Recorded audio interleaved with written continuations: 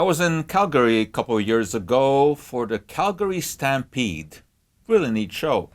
I ventured into a restaurant, looked at the menu, and the menu said prairie oysters. So I wondered what this was. I asked the waiter, said, well, you just have to try them. Well, it turned out that prairie oysters actually come from a bull. Except after they have removed the oysters, let's just say he's no longer quite the bull that he was.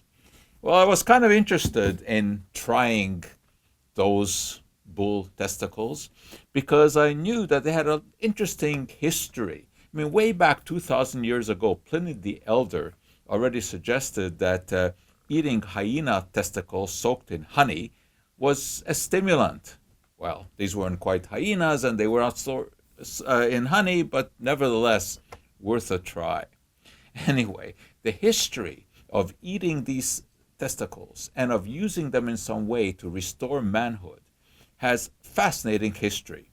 It actually goes back to 1771 and John Hunter, a famous British physician, who decided that he would do an experiment with roosters.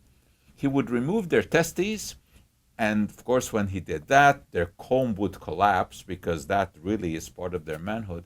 And then he restored the testicle into their abdominal cavity and the comb once again became erect.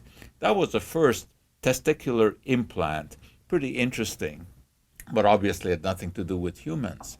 But in the late 1800s, Charles Brown-Séquard, who was a noted French physiologist, injected himself with an extract of the testes of guinea pigs and dogs, and he said that he felt rejuvenated. We know that it was the placebo effect because contemporary research into those kind of extracts has shown that there's no hormonal quality to them.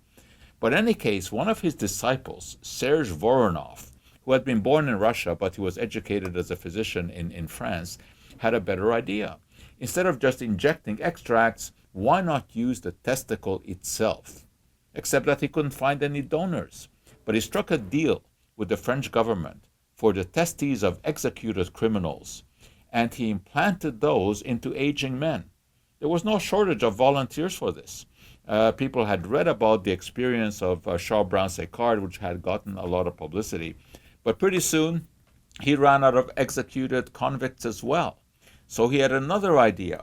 Why not use our closest relatives, which were the great apes? And he actually started a farm in France first and then later in Italy on raising monkeys so that he would remove their testes and implant them into humans. And he did this, he said, successfully many, many times.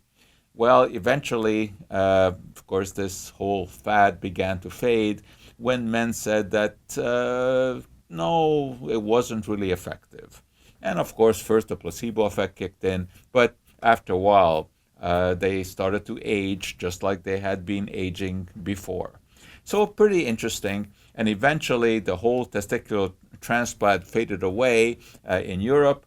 In the US, John Romulus Brinkley, a half-baked physician who only had a degree from a diploma bill, carried out over 600 transplants, but he didn't use human to human. He used goat to man. He used goat testicles, implanted them into people.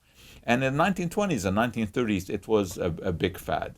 But eventually, by 1935, it all waned because testosterone was isolated from testes, and that began to be used as a remedy. Well, what about the bull testicles? What did they taste like? To tell you the truth, it was not a memorable experience. It was foul, and I would not repeat it. And indeed, I'm not repeating it. Of course, these are just meatballs playing the role of the bull testicles. So what can I tell you? Sometimes I have to resort to a lot of bull.